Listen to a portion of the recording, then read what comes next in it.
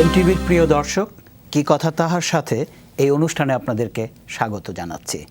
আপনারা জানেন, এই অনুষ্ঠানে আমি দেশের বিখ্যাত এবং জনপ্রিয় ব্যক্তিত্বদের সঙ্গে কথা বলি। আজকে একজন খুব বিখ্যাত নায়িকা অভিনেত্রী আমাদের সঙ্গে, তার নাম পারভিন সুলতানা দিতি। আমি দিতির সঙ্গে কথা বলবো। দিতি, আমরা এই অনুষ্ঠানটা শুরু করি একজন বিখ্যাত মানুষের ছোটবেলা থেকে। আমি জানি আপনার জন্ম সোনারগাঁয়ে, ঢাকার কাছে খুব বিখ্যাত এলাকা, এবং সেখানে আপনার ছোটবেলার কিছুটা দিন কেটেছে। ছোটবেলাটা কেমন ছিল? খুবই ভালো ছিল। এখনো আমার বিশেষ বিশেষ সময় আমার মনে হয় যে ওই মুহূর্তটা, ওই জায়গাটা ঠিক একই আছে, কিন্তু এখন গেলে সেই সময়টার সাথে মিলাতে পারি না। একই জায়গায় আছে, সেই পরিবেশটা নেই এখন, কিন্তু ওই যে ফিলিংস, সোনারগাঁয়ে গেলে মনে হয় যে ওই সেই দিনেই আমি ফিরে গেলাম।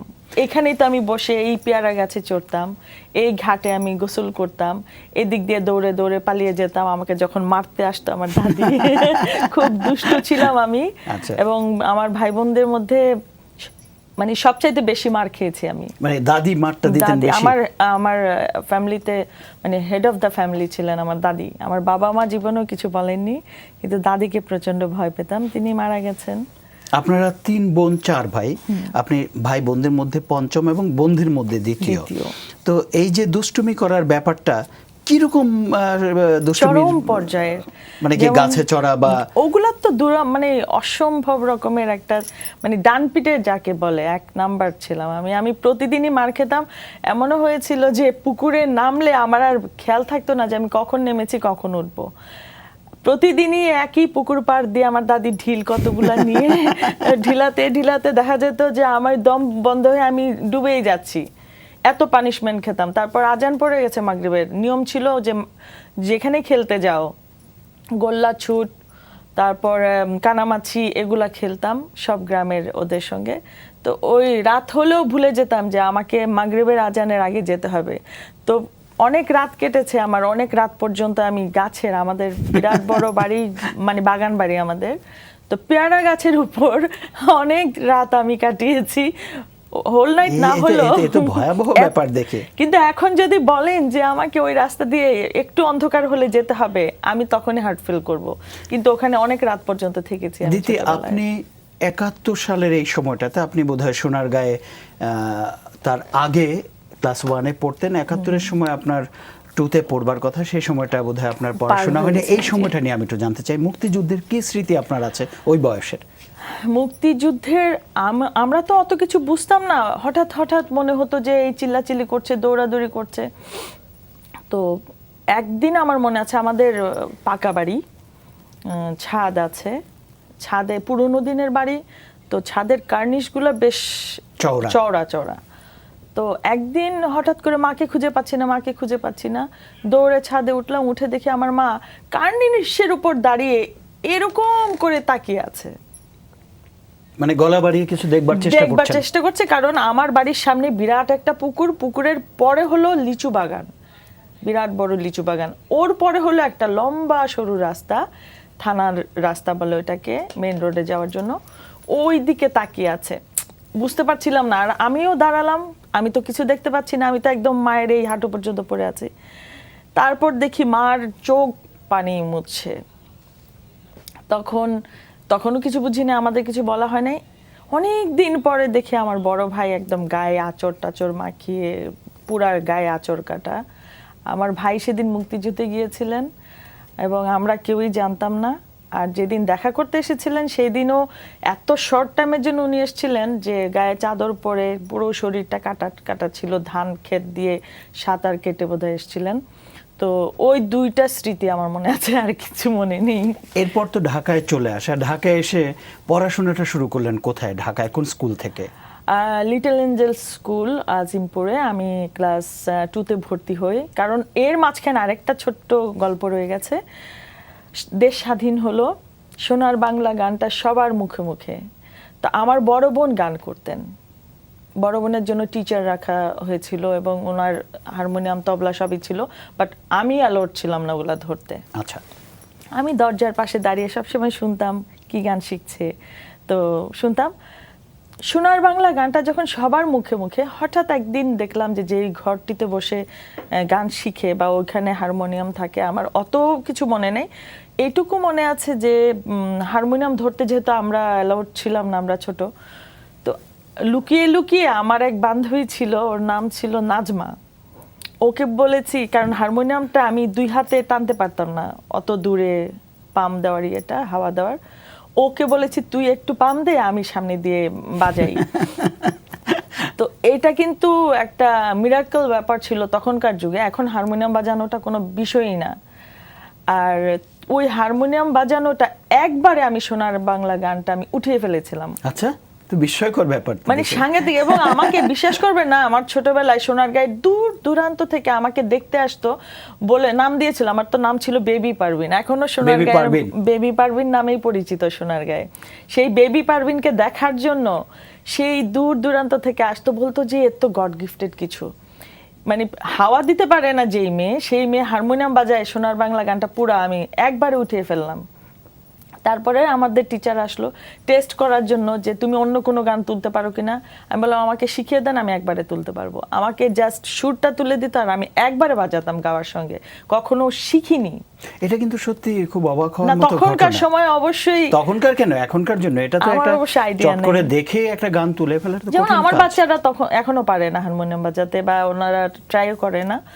হারমোনিয়াম বাজানোটা সবার পক্ষে হয়তো সম্ভব হয় না, কিন্তু আমি কিভাবে পেরেছিলাম। এখনো নতুন গান, এখন তো আমরা গান গেয়ে ইউজড না, সময়ও পাই না, এখন যে কোনো সুর বাজালে আমি সাথে সাথে মুখের সঙ্গে আমি বাজিয়ে যাব। তো বেবি পারভিন পরে ঢাকাতে চলে এলো এবং লিটল অ্যাঞ্জেল স্কুলে শুরু হলো তার জীবন। হ্যাঁ, এই যে শুরু হয় এবং গান দিয়ে, অবভিয়াসলি গান দিয়েই শুরু হয়েছিল, গানের শিল্পী ওই জন্যই হিসেবে। আমাকে ঢাকায় আসা, নয়তো আমার গ্রামেই হয়তো থাকতে হতো, ওখানেই পড়াশোনা করতে হতো।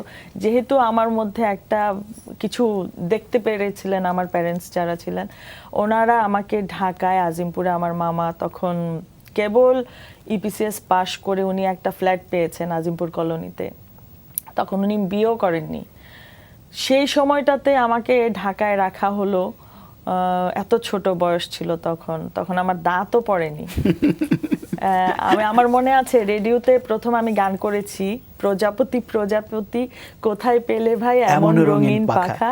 সেই গানটা গাওয়ার সময় আমার এই দাঁত পড়ে গিয়েছিল সামনে, আর তখন বাতাস বের হচ্ছিল, আর মানে এটা নিয়ে অনেকদিন আমাকে খেপিয়েছিল সবাই, মানে কিভাবে গেয়েছিলাম। আচ্ছা, এখানে আরেকটা প্রসঙ্গে আসি। আপনি গান ঢাকায় আসার পরে শুরু করলেন শিশু একাডেমি থেকে? শিশু একাডেমি না, আমি শুরু করেছি আজিমপুরে একটা গানের স্কুলে আমি ভর্তি হয়েছিলাম। তখন উমা নামে একটি মেয়ে আমাদের ওখানে থাকতো, ও বিটিভি তখন ছিল রামপুরা, সরি রামপুরা না, ডিআইটিতে। ওর সঙ্গে তখন কায়ুম ভাইয়ের 2-4টা প্রোগ্রাম আমি অ্যাটেন্ড করেছিলাম। ডিআইটিতে ছিল সেটা কিন্তু স্বাধীন, হ্যাঁ ঠিকই আছে, ওই সময়টাতে ডিআইটিতেই ছিল।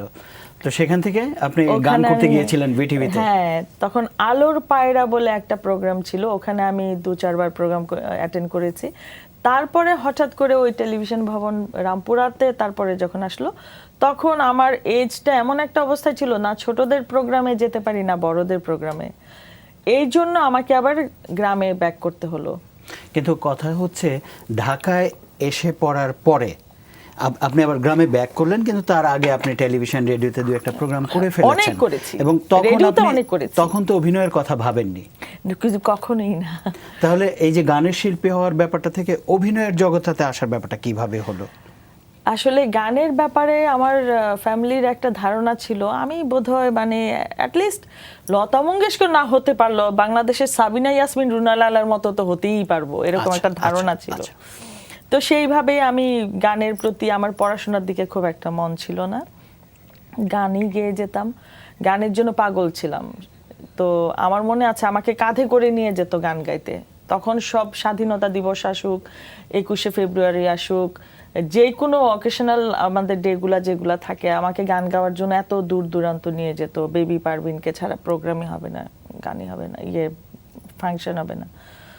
তারপর আমাদের স্কুলে পড়াকালীনই একটা সাব ডিভিশন লেভেলে, মানে থানা থেকে সাব ডিভিশন থেকে ডিস্ট্রিক্ট থেকে হোল বাংলাদেশে একটা ন্যাশনাল প্রতিযোগিতা হতো, এখনো বোধহয় হয়, সেটা লাস্টে হয় শিশু একাডেমিতে। হ্যাঁ, ওই থ্রুতে আমি থানা থেকে সাব ডিভিশন, তখন নারায়ণগঞ্জ ছিল, নারায়ণগঞ্জ সাব ডিভিশন, নারায়ণগঞ্জ থেকে ফার্স্ট হয়ে আমি আসলাম ঢাকা, এখানেও ফার্স্ট হয়ে হোল যতগুলো ডিস্ট্রিক্ট ছিল সেখানে ধরনের গান দিতি? আমি ফোক গানে আমি ফার্স্ট হয়েছিলাম। আচ্ছা। তো জাতীয় পুরস্কার পেয়েছিলাম তখন, জিয়াউর রহমান সাহেব তখন পাওয়ারে ছিলেন, উনি আমাকে মেডেল পরিয়েছিলেন, সার্টিফিকেট দিয়েছিলেন। দিদি, আমরা এখন একটা বিরতি নেব, ফিরে এসে আবার এই প্রসঙ্গগুলো নিয়ে কথা হবে। প্রিয় দর্শক, এই পর্যায়ে আমরা একটা বিরতি নিচ্ছি, ফিরে এসে আবার পারভিন সুলতানা দিতি এবং তার আরো অনেক কথা।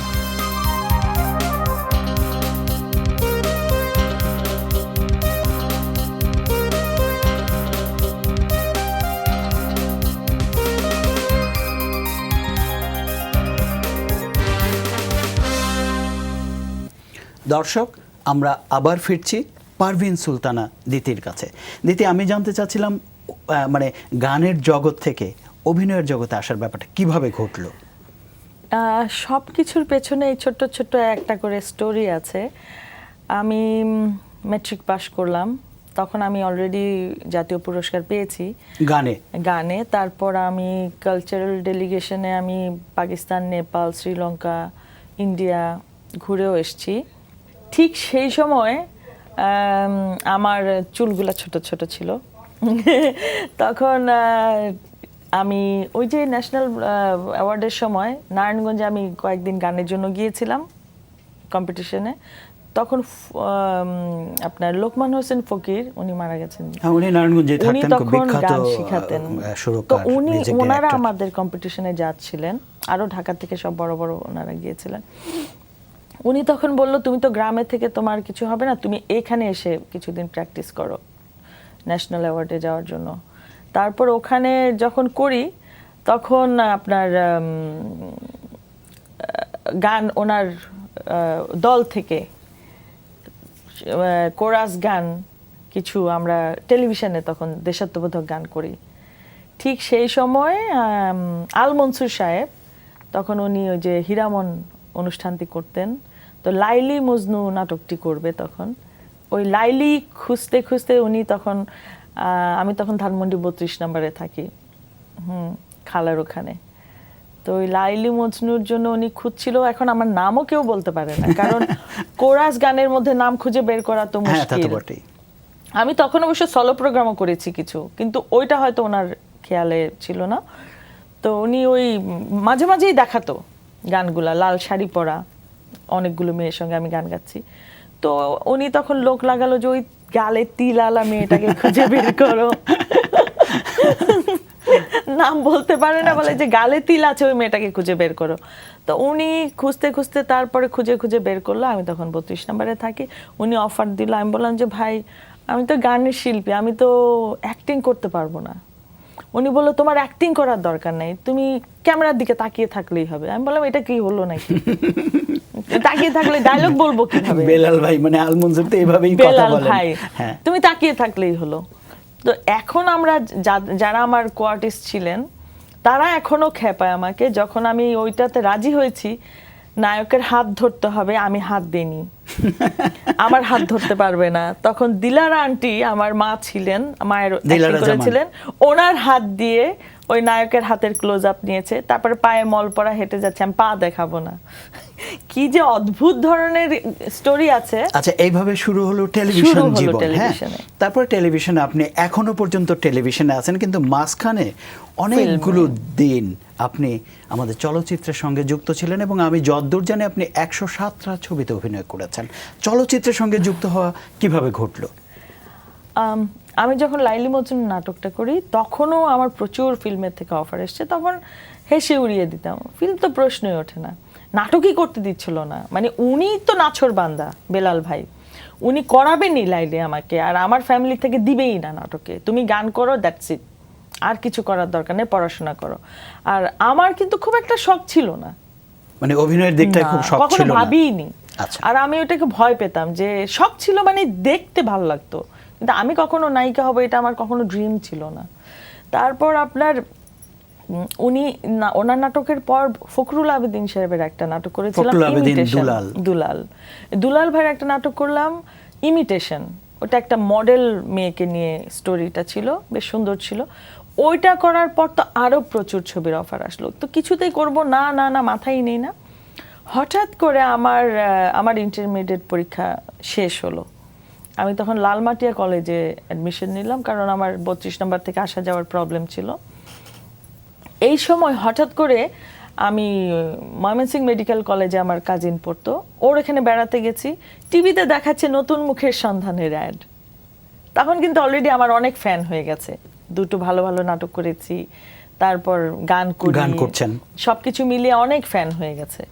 তো ওই মেডিকেলের সব মেয়েরা বলতেছে যে এই কি 7টা আন্তর্জাতিক মানসম্পন্ন ছবি হবে, এগুলোর মধ্যে শিক্ষিত মেয়ে চাচ্ছে, স্লিম মেয়ে চাচ্ছে, কম বয়সী, ওরকম দিতি একদম ফিট।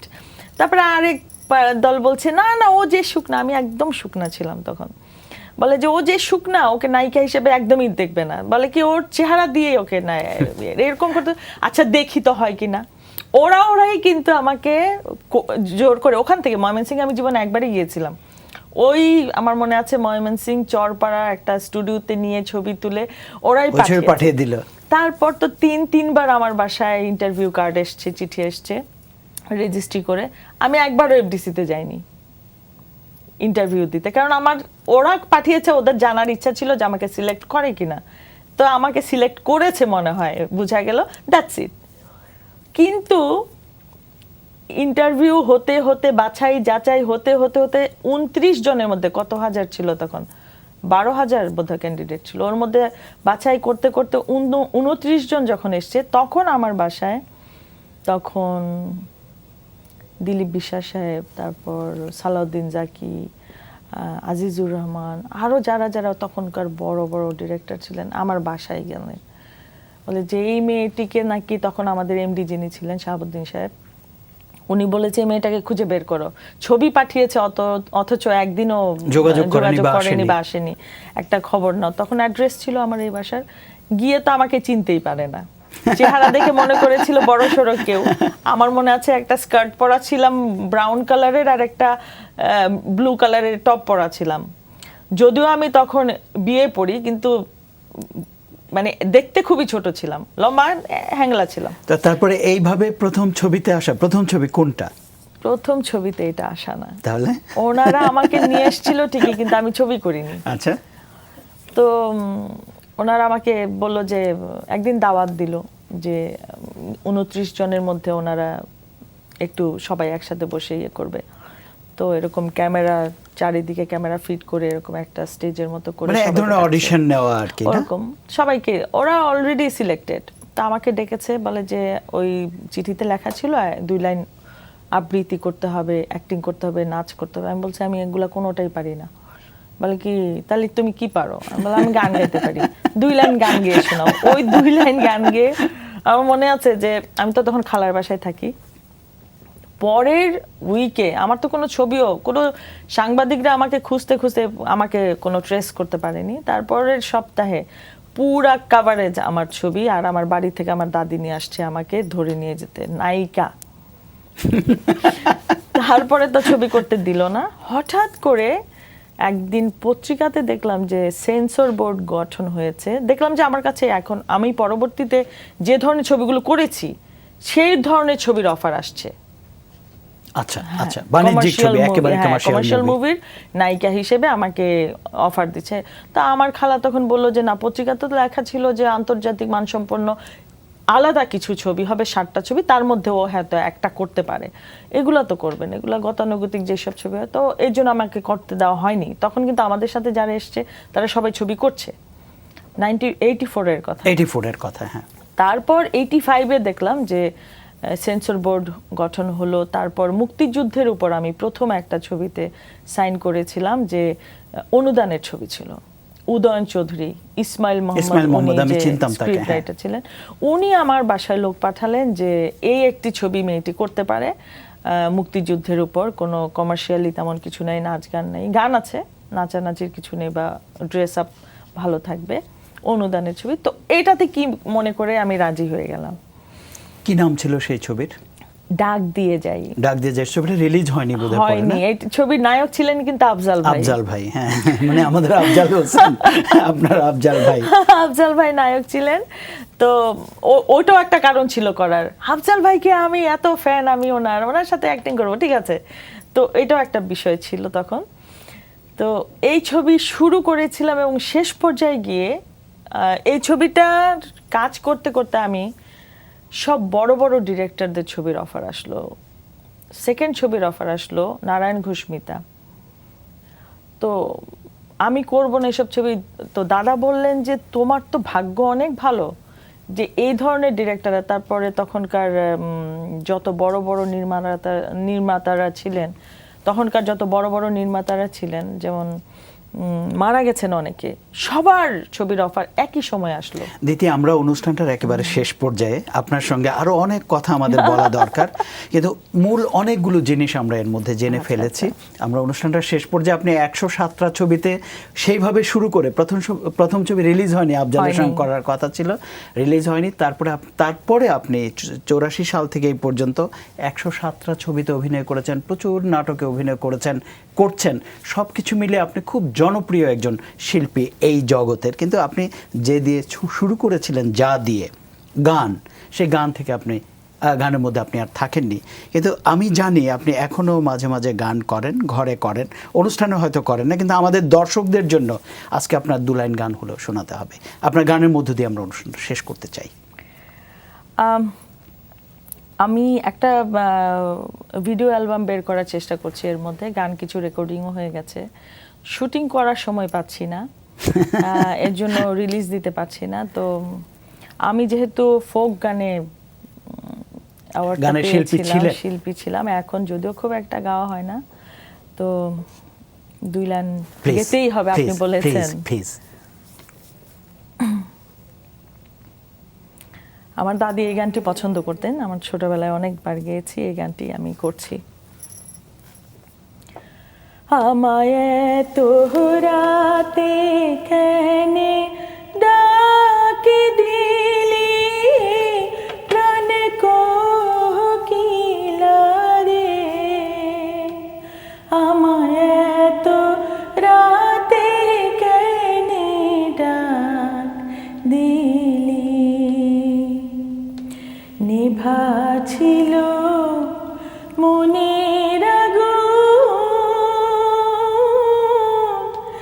জ্বালাইয়া গেলি প্রাণ কোকিলা রে, আমায় এত রাতে কেনে ডাক দিলি। Thank you. প্রিয় দর্শক, দিতির এই গানের মধ্য দিয়ে আজকের অনুষ্ঠান আমরা শেষ করছি। আশা করি অনুষ্ঠানটি আপনাদের ভালো লেগেছে। দিতির গান তো ভালো লেগেছেই। সবাই ভালো থাকবেন, আনন্দে থাকবেন।